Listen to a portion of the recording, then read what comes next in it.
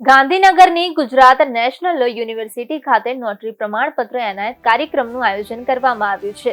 રાજ્યમાં તાજેતરમાં વકીલોને નોટરી તરીકે નિમણૂક કરવાની જાહેરાત થઈ હતી. મુખ્યમંત્રી ભૂપેન્દ્ર પટેલના વરદ હસ્તે નોટરી તરીકે નિમણૂક પામેલા એડવોકેટ્સને નોટરી પ્રમાણપત્ર એનાયત કરવામાં આવ્યા છે. ગુજરાત સરકારના કાયદા વિભાગ અને બાર કાઉન્સિલ ઓફ ગુજરાતના સંયુક્ત ઉપક્રમે નોટરી તરીકે નિમણૂક પામેલા એડવોકેટ્સને નોટરી પ્રમાણપત્ર એનાયત કરવામાં આવ્યા છે. આ કાર્યક્રમમાં ગુજરાત સરકાર દ્વારા નોટરી તરીકે નિમણૂક પામનાર ધારાશાસ્ત્રીઓના જાહેર કરવામાં આવેલા લિસ્ટમાં સામેલ તમામ ધારાશાસ્ત્રીઓને મુખ્યમંત્રી ભૂપેન્દ્ર પટેલ, નાયબ મુખ્યમંત્રી હર્ષ સંઘવી તથા કાયદા મંત્રી કૌશિક વેકરિયાના વરદ હસ્તે નોટરી પ્રમાણપત્ર એનાયત કરવામાં આવ્યા છે. 1500 જેટલા નવા નોટરીઓને પ્રમાણપત્ર એનાયત કરવામાં આવ્યા છે.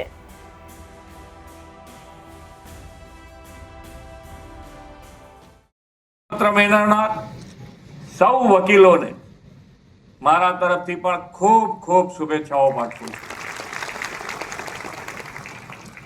કોઈ પણ રાજ્ય કે રાષ્ટ્રના સસ્ટેનેબલ ડેવલપમેન્ટ માટે કાયદાનું શાસન, રૂલ ઓફ લો નો મહત્વનો પિલ્લર છે. વડાપ્રધાન શ્રી નરેન્દ્રભાઈ મોદીએ કાયદાના શાસનમાં સમય અનુરૂપ કાયદાઓ પ્રસ્તુત કરવાનું ભગીરથ કામ પાર પાડ્યું છે. તેમણે અંગ્રેજોના સમયના જરી પુરાણા બિનજરૂરી કાયદાઓ રદ કરીને કાનૂની પ્રક્રિયા સરળ બનાવી છે. Justice to all, empowerment to none વાત વડાપ્રધાનશ્રીના નેતૃત્વમાં સાકાર થઈ રહી છે.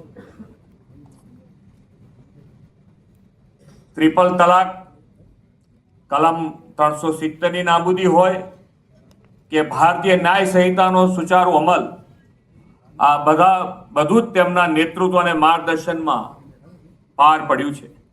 પહેલાના કાયદા દંડ આપવા માટેના હતા. વડાપ્રધાનશ્રીના નેતૃત્વમાં બનેલા આજના કાયદા ન્યાય આપવા માટેના છે. કાયદાકીય પ્રક્રિયામાં કોન્ફિડન્સ, સિક્યોરિટી અને ઓનેસ્ટી સ્થાપિત કરીને વિકાસને ગતિ આપવામાં નોટરી તરીકે તમારી ભૂમિકા ખૂબ મહત્વની છે. ગુજરાતના ચીફ સેક્રેટરી શ્રી મનોજ કુમાર દાસજી, જેમની દલીલો સાંભળવાનો આપ સૌ લોકો તમારા જીવનમાં અનેક નવા એડવોકેટશ્રીઓએ જેમ સારા વકીલોની આપણે જે દલીલો સાંભળતા હોય છે, એમ જ હું બી નવો ગૃહમંત્રી બન્યો તો ઓનલાઈન કમલભાઈની અનેક દલીલો સાંભળીને મારા જીવનમાં બી મેં આનો એક અનુભવ પ્રાપ્ત કર્યો. Advocate general Shri Kamalbhai, Shri યુ.એમ. ભટ્ટ અને અહીં ઉપસ્થિત રાજ્યના સૌ એડવોકેટશ્રીઓને હું આજે ખૂબ ખૂબ અભિનંદન અને રાજ્યના એક નાગરિક તરીકે તમારા સૌનો આભાર માનવા બી આવ્યો છે.